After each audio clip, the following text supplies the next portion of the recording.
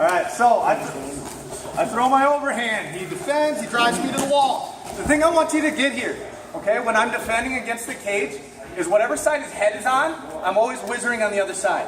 So if he comes in up high, I'm still going to get that whizzer and turn my hips. I'm always pointing my hips the same direction as his. If I keep him square, he's going to drop to my hips and suck him out. And with the cage there, I can't sprawl him, right? If he comes in on a double, all right? So I go up high, he changes levels, goes underneath. Same thing. If I stay here or I try to wrap his neck, I'm going down to the ground. And with this much pressure, most likely this guillotine is going to be really hard to hit because he's already going to be hopping to the side I want to go to. Right? I got to get my hips out, really give up the takedown, and pray that I can get my hip down. Cheese grit his face on the camera. Absolutely. That's my goal if I have to. But instead, I want to split my hips, whizzer, and I turn into him as hard as I can. Okay? As I see him coming in. One more time.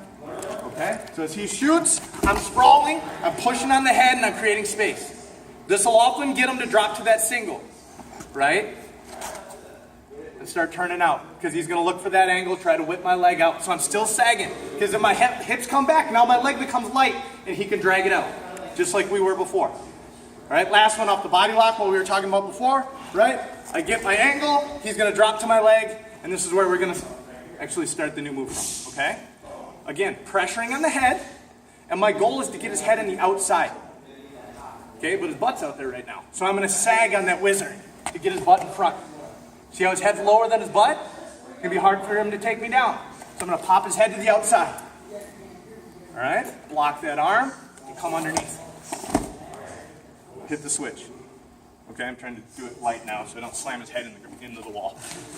Okay, one more time. Boom, pressure. Okay, I'm going to pop the head out. And I want to keep that arm on this side if I can. Right, so he has to turn to this head outside single. So blocking that arm, diving underneath, and then I kick that foot to the wall. Come up the other side. Yeah. You see it or you good? Pressure. I got to get his butt in front of me. Switch the head, come underneath the shoulder. Okay? No, my leg is still in danger here, right? We're basically in the same position. Yep, and he can run to the double leg if I'm not careful. So as soon as that arm comes underneath, I'm sitting that hip to sag on it. Yeah, I am being nice. I want his face to go right into the cage and cheese grater it down. All right, if his head's not bleeding after we're done, I'm mad at myself. So as I hit, I'm going to it and I'm going right to his back. Questions? Be gentle on the switch. Okay, actually let's just work on the control, then we'll add the switch at the end. Okay, so when he comes in off the strike, boom, yep, he shoots underneath, hips. All right, pressure, I want his hips in front of me. Pressure on that head. So as long as you're comfortable with this, okay, with getting that whizzer, turning your hips, making sure you're pointing the same way as him, that's fine. I'm going to sag on that whizzer to get his head forward, pop the head, right into the armpit. Cool? Questions? All right, 1, 2, 3.